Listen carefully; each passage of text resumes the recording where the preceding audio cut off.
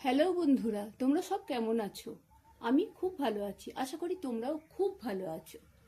চলো আজকে একটা রেসিপি করে তোমাদের দেখাচ্ছি। খুব সহজ, খুব অল্প সময় এটা করে নিতে পারবে।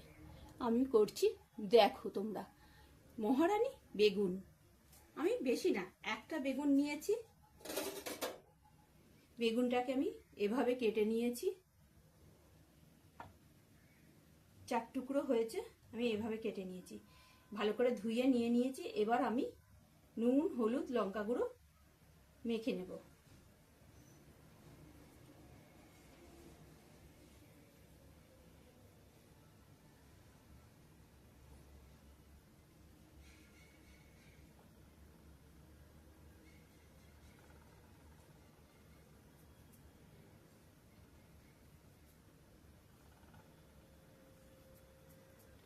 প্যানে আমি তেলটা বসিয়ে দিয়েছি। আর কি কি লাগছে দেখে নাও।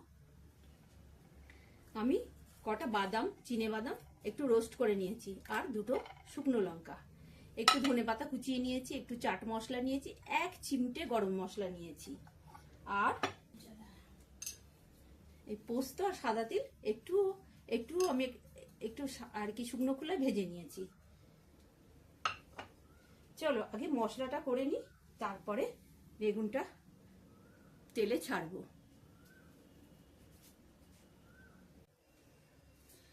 তেলটা গরম হয়ে গেছে, এবার এক এক করে আমি বেগুনগুলো ছেড়ে দেবো।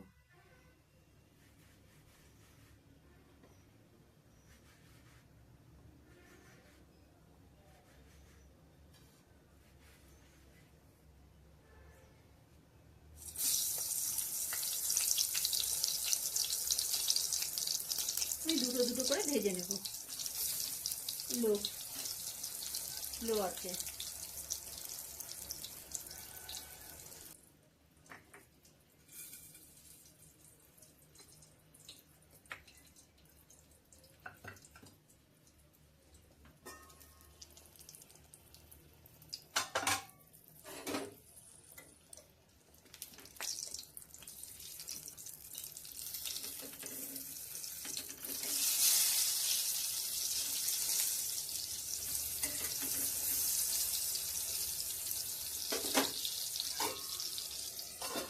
বেগুনগুলো ভাজা হয়ে গেছে।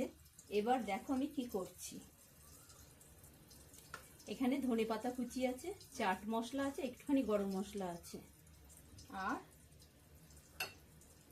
এই যে আমি চিনিটা আর পোস্ত আর সাদা তিলটা গুঁড়ো করেছিলাম, এখান থেকে খানিকটা নিয়ে নেব, পুরোটা না।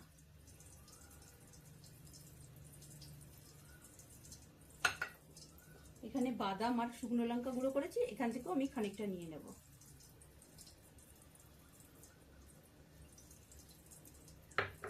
এবার এটাকে ভালো করে আমি মেশাবো।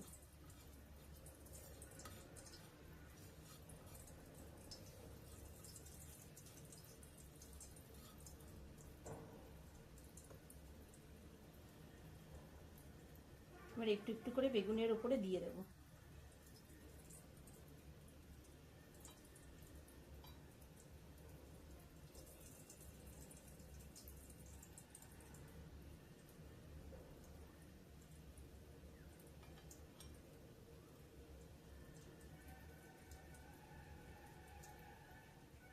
তোমরা মনে করলে একটু জলও দিতে পারো।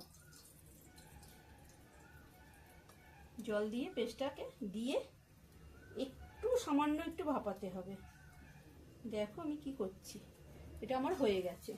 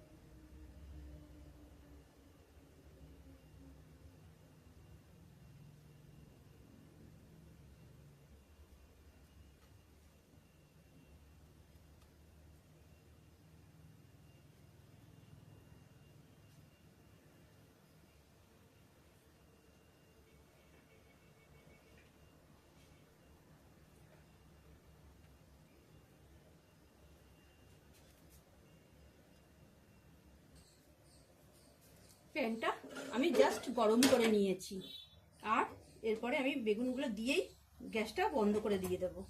এবার মশলাগুলো মাখানো হয়ে গেছে। এবার দেখো এই যে পোস্তটা আর সাদা তিলটা ইয়ে করেছিলাম, রোস্ট করেছিলাম, সেটা একটু করে ছড়িয়ে দেবো।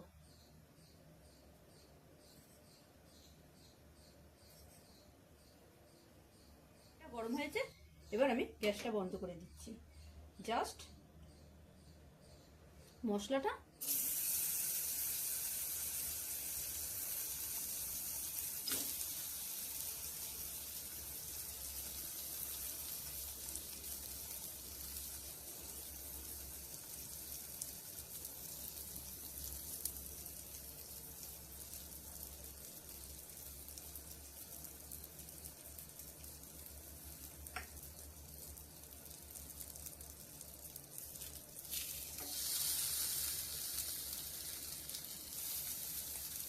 এবার আমি 2 মিনিট ঢাকা দিয়ে রাখবো। 1 থেকে 1.5 মিনিট ঢাকা দিলেই হয়ে যাবে।